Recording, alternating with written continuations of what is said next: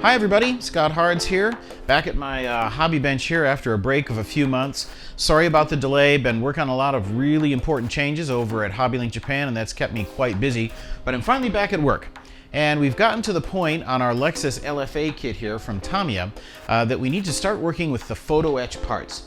Now, a lot of advanced kits like Tamiya's LFA come with these metal Photo-Etch parts, and since they're metal, there's some special handling involved. You can't use the same kind of glues, there's some things you need to do when you're painting them, things like that. And I'd like to take a quick look today at how far we've gotten on the kit and how to work with Photo-Etch parts when you're doing a really detailed model.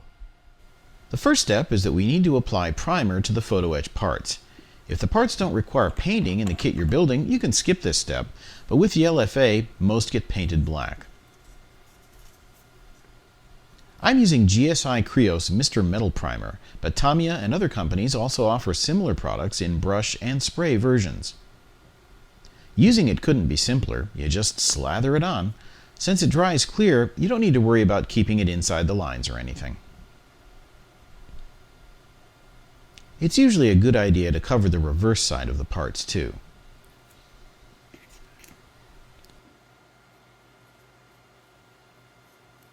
After the primer is dry, cut out the parts as needed. For this, you can use the same pair of plastic nippers that you use to cut plastic parts. Don't worry, the metal is quite thin and soft and it won't damage your nippers. Also, just like plastic parts, you're likely to have small spurs of metal left over from where you cut the parts off the runner. Carefully use your nippers to trim away as much of this as you can, being careful not to cut the actual part. If there's anything left, in order to ensure a perfect fit on your model, use a file or some coarse grit sandpaper to smooth out any bumps. Now we're ready to actually cement the parts into place. Now, since these parts are metal, standard plastic cement, which works by softening the plastic, isn't going to work. Instead, you need to use cyanoacrylate or instant cement.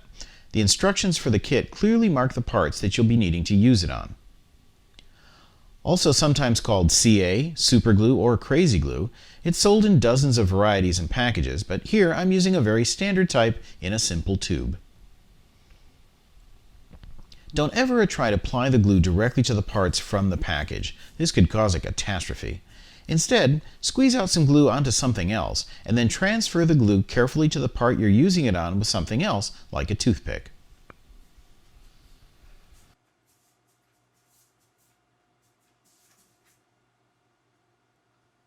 Photo-etched parts are often small and delicate, so when assembling, it's usually best to use tweezers.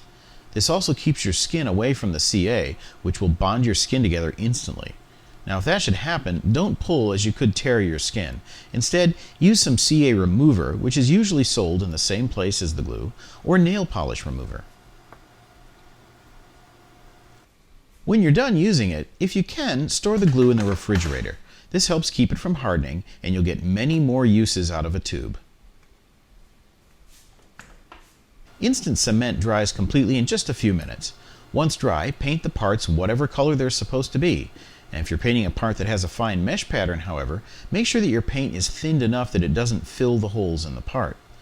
Notice here that I've scraped the paint away from the areas that are going to be glued prior to actually using the cement. If you don't do that, you're not going to get a good bond with standard plastic cement. Then all you need to do is assemble the parts to the rest of the kit as normal using plastic cement.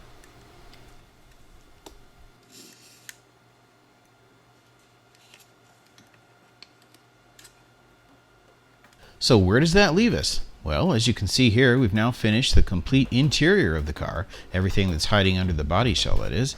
And as you know from before, we've already finished the engine, the drivetrain, and all of the suspension assembly. So that just leaves us with the body shell and all of the trim and details that have to go on that. We'll cover that in our next video.